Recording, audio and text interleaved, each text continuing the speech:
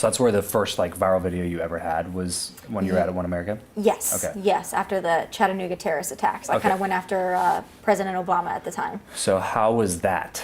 Because that was crazy to me. Yeah. So most people, you know, when a video goes viral, it's very much a like it's a positive thing for everybody. Like everybody's happy about it. Like a few friends of mine have put out viral stuff, right? And it's like, oh yeah, like high five, you put out something viral, cool.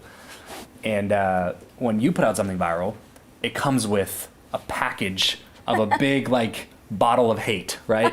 So talk to me about like the first time where you started like reading through some stuff and you're like, oh my goodness, these people are like actually hating me. How did that whole situation unfold?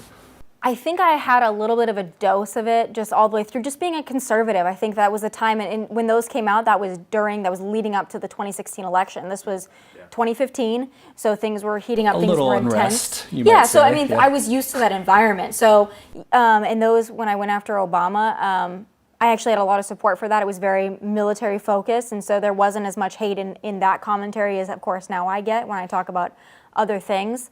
But going viral is something I never planned to do it. I didn't put it out there. Someone else took a segment of my show that I did every single night, 5 days a week, and they recorded it and put it out there. So I was stunned when it went viral because that wasn't something I was trying to do. But I knew when I did it that it was powerful. And I knew that it would get a reaction. I just didn't think it was going to be a viral reaction. But then after that, it was some people then, when they get the viral bug, then everything, they want to go viral in everything that they do. So I get that a lot from people. They say, oh, are you saying these things to purposely be controversial and polarizing and make people mad so you can get attention and go viral? The answer is no. If I were to be someone like that and I were to do that for the purpose of going viral, I would have had 15 minutes of fame and then I would have been done. Because when you start taking the passion out of it, you start taking the work out of it, and you start taking the authenticity out of it, that's when you're going to fail every single time.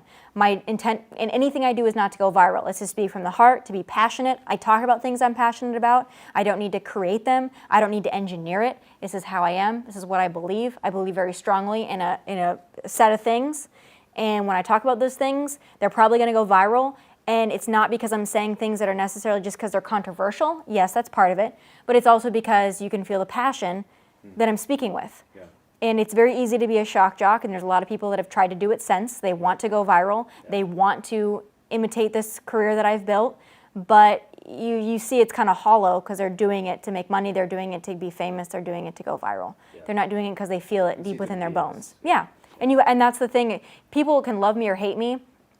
As long as they know that I'm being authentic, that is the most important thing. And people are still going to say that it's not.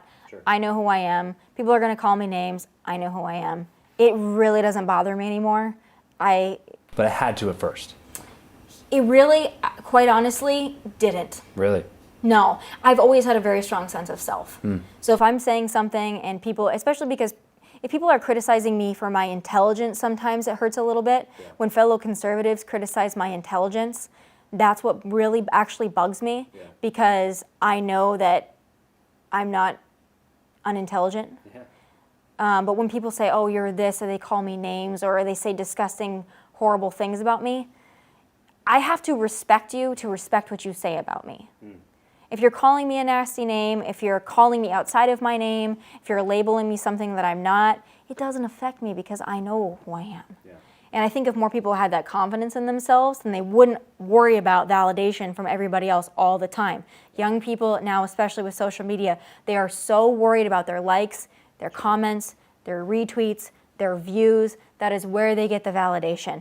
And if someone says that just one thing mean about them, they could say 100 nice things, but that one person that says that one mean thing can just completely devastate them. And that's not freedom to me. Freedom to me is being able to look at it, take the good with the bad, not let my head swell when people say great things, and not let me be completely shattered when people say horrible things. There's a balance there that I've been able to find through doing this for several years and having several moments of controversy along the way. Props to you. Props to you for keeping a level head.